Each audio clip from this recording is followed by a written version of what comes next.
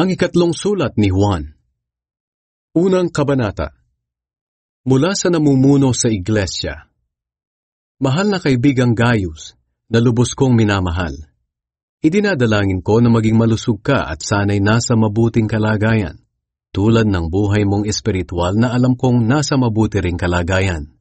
Labis akong natuwa nang dumating dito ang ilang mga kapatid at ibinalita sa akin na naging tapat ka sa katotohanan at namumuhay ayon dito.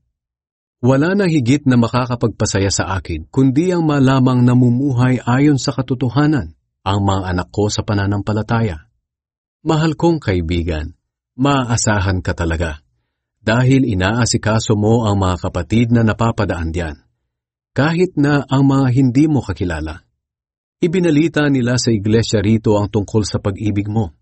Kung maaari, tulungan mo sila sa paraang kalugod-lugod sa Diyos upang makapagpatuloy sila sa kanilang paglalakbay.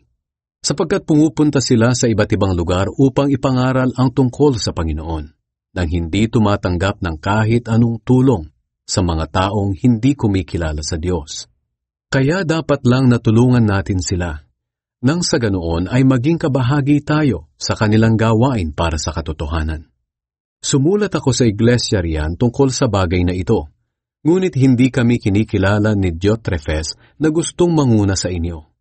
Kaya kapag pumunta ako riyan, sasabihin ko sa inyo ang mga pinaggagawa niya, ang mga paninirang ikinakalat niya tungkol sa amin.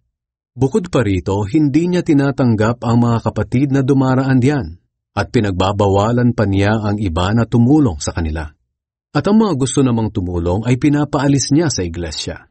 Mahal kong kaibigan, huwag mong gayahin ang masamang ginagawa ng taong yan.